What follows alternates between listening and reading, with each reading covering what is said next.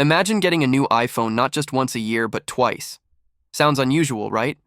But it might actually be the new reality soon. Apple is reportedly thinking about a big change to how and when it launches iPhones. For years, the company has stuck to a single, predictable schedule. Every September, we get the latest lineup of iPhones. But if these new reports are correct, that yearly tradition could be getting a major shakeup starting in 2026. Apple might begin releasing iPhones 2 times a year, once in the spring and again in the fall. This shift wouldn't just affect Apple fans. It could also change how the entire smartphone industry operates. The reason behind this possible new strategy seems clear: competition. In large markets like China, Android brands such as Samsung, Xiaomi, and OnePlus often launch new devices early in the year. They grab attention long before Apple's big fall event. If Apple starts launching in the spring too, it could compete more directly, stay in the spotlight longer, and give more space for its different models to shine. Right now, all iPhone models, whether premium or budget, tend to launch together in September. The result? The cheaper ones often get less attention. But with a 2-part release schedule, Apple could promote the more affordable models in the spring and focus on its top-tier Pro series in the fall. That way, each category gets the time and attention it deserves. So what exactly could this new timeline look like? For 2025, things are expected to remain the same. Apple will likely launch the iPhone 17 series in September. That includes the regular iPhone 17, iPhone 17 Pro, iPhone 17 Pro Max, and a new model that might be called the iPhone 17 Air, a thinner version, much like the iPad Air, but the bigger change could begin in 2026, instead of waiting until the high end of the year. Apple may release a new, lower-priced iPhone model called the iPhone 17e in spring 2026. This could be similar to what the iPhone SE series has done before, but on a more regular yearly schedule.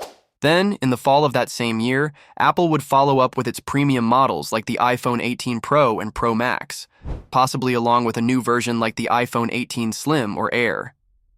Interestingly, some reports suggest that the regular iPhone 18 might skip the fall 2026 event and instead launch in early 2027, right alongside the iPhone 18e. This kind of move would break the pattern Apple has followed for more than a decade, and it doesn't stop there. By the time we reach fall 2027, Apple could be ready to release the second generation of its foldable iPhone, a device that hasn't even been officially launched yet. Alongside it, the iPhone 19 Pro series and a larger screen version like the iPhone 19 Slim or Air might also make their debut. This whole shift points toward a larger goal. Instead of dumping all products in one event, Apple could create a steady flow of new devices throughout the year. It would help keep customers excited all year long and allow Apple to keep its production lines running more smoothly.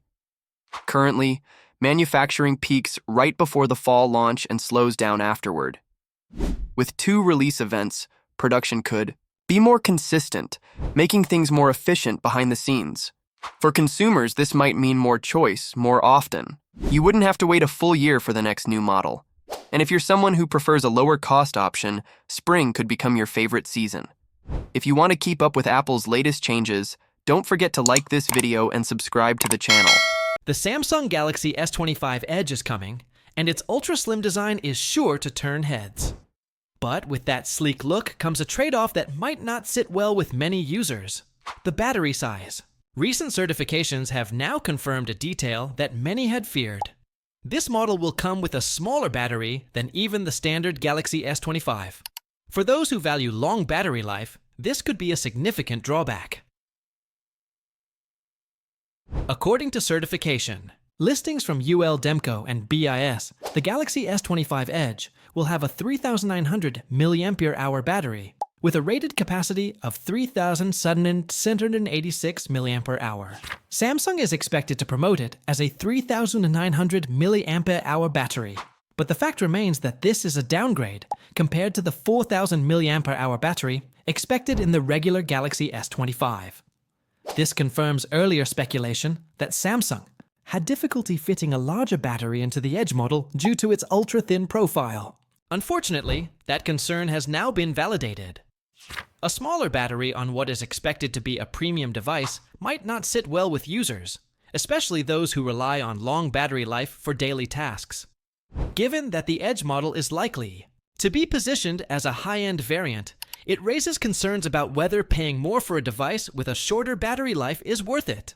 While Samsung may rely on software enhancements and a more power-efficient chipset to offset the reduced battery size, the fact remains that a physically smaller battery still means less total capacity.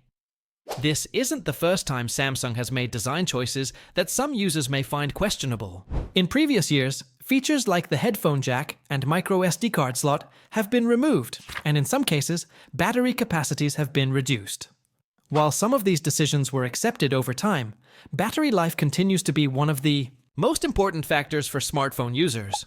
A stylish and lightweight phone is appealing, but it remains to be seen if consumers are willing to accept a battery trade-off. Another interesting factor is that the Galaxy S25 Edge did not launch alongside the rest of the S25 lineup. Instead, Samsung is expected to introduce it separately, possibly in May. While this delay could mean that the company is fine-tuning some aspects of the device, the battery certifications suggest that the hardware is already finalized, leaving little room for last-minute changes. Price could also influence how well the Galaxy S25 Edge is received. Reports suggest that the 256GB model could be priced at around $1,000, while the 512GB version may go up to $1,100. When comparing this to the standard S25, which is expected to have a bigger battery, some users may question whether the Edge model is worth the extra cost. The Galaxy S25 Edge promises a beautiful, ultra-thin design. But the real question is whether the battery size will be a deal breaker for potential buyers. If you prefer a lightweight phone and don't mind charging it more frequently, this could still be a great option. But for users who need long battery life, this trade-off may be harder to accept. Would you choose a slimmer phone at the cost of battery life? Or do you think Samsung should have prioritized endurance over design? Share your thoughts in the comments. And if you found this update useful, be sure to like and subscribe for more tech news. Longer battery life despite the foldable form factor. If these leaks are accurate, the Galaxy Z Flip 7 FE could be an exciting addition to Samsung's lineup, giving consumers a more affordable entry point into the foldable phone market. While foldable devices have gained popularity in recent years, their high prices have remained a barrier for many buyers. A budget-friendly version of the Galaxy Z Flip could finally make foldable technology more accessible. As we approach late 2025, more details about the device are expected to emerge. What do you think about Samsung introducing a lower-cost foldable? Would you consider buying the Galaxy Z Flip 7 FE if it comes at the right price? Share your thoughts in the comments below. And if you want to stay updated on the latest tech news, be sure to like this video, subscribe to the channel, and turn on notifications. More updates are coming soon, and I will see you in the next one.